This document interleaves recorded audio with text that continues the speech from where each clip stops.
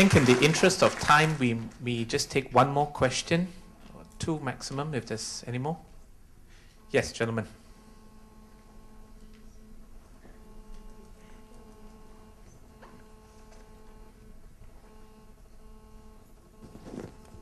Thank you very much. My name is Uche. I am from the Nigeria High Commission here in Singapore.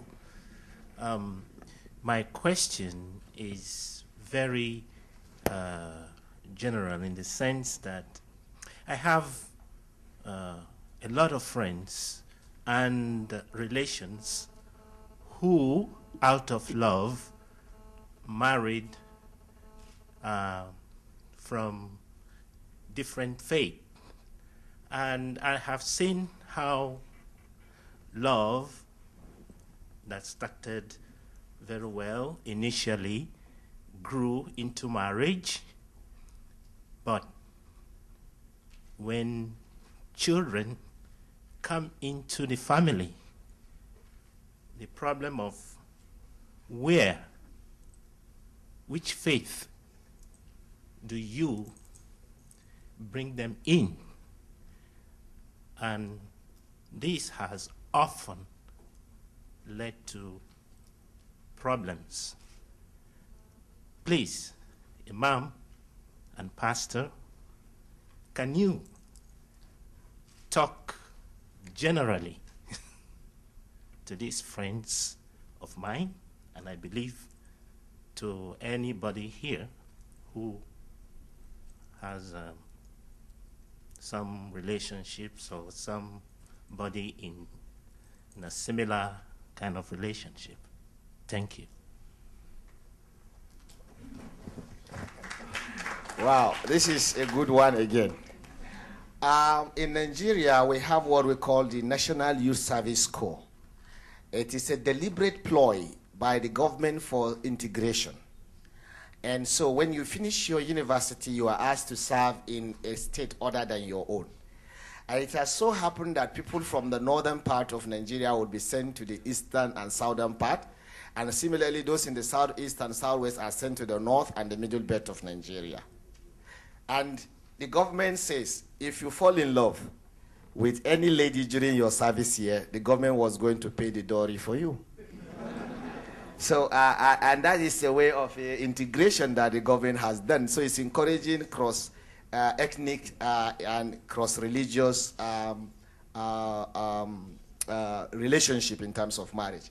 However, embedded in our religious traditions, especially Christianity and Islam, Islam says clearly, these are some of those areas that we have to dialogue with a lot of respect, that you can marry from among them Christian girls and Christian and Jewish women, of course, but you must not give your daughters to them in marriage. That is a divine instruction. And as a respected Muslim, I have to abide by that instruction. I don't have to rationalize it as a man. Similarly, the Christian doctrine says, if you marry an unbeliever, that is to say before you are a believer, live with her. And through your good works, you can change her over to yourself. Don't drive her when you take a new faith. However, it does not encourage you marrying from another faith, except on your own rational. And religiosity and faith sometimes do not follow rational thinking. The child, the offspring, in certain systems that are patriarchal in nature, the children are influenced by the patriarchal faith of their father. And so similarly, children will be tailored by what the father controls. But I don't know where the system where the mother is the head, like in Ghana, in West Africa, where the woman is the head and she takes care of everything. She has the custody of the child and influence in the house. Different situation, different approach. But we also believe that if at the end of their year, when they grow into adulthood, they can choose where to go. But every father as a father in our system, we like the child to follow his way. And every woman in her, where the woman is the head of the family, will want the children to follow. So this is a very tough situation, but we allow the issues to evolve themselves. With good guidance and good counsel, people can choose what path to follow. If I'm to add just one thing, I want to give a very interesting scenario. That in Nigeria, not only alive, even in dead, we can still have problems. There is this lady who got married to this man. She's a Christian. From Christian family, she married a Muslim. And when they are alive, they are fine. But when she died, then it becomes a very serious problem. That's leading to religious war.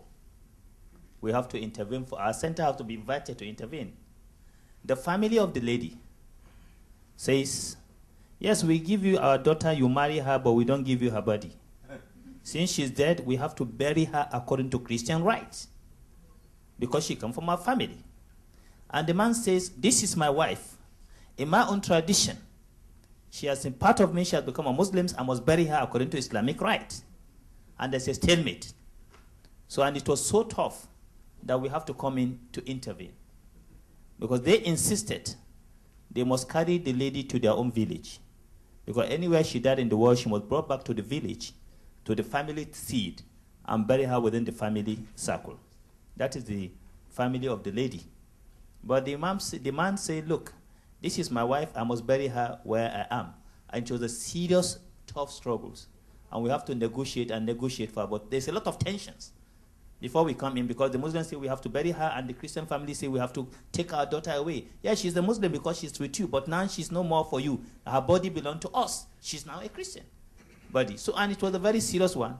And finally, we negotiate the way out to end up saying, so, okay, what you need to do is, for the family to be respected, take the body to the village of the family so that the will of the family become fulfilled, and then get a Muslims to bury her in their village.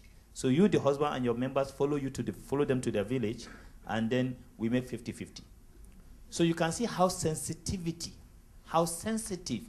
religious issue can be. Nobody wants to give in easily about his identity. And that's why we don't need to play what I call the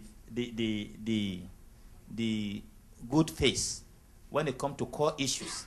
Let's say it as it is now. Let our children know those areas of no-go area within our traditions.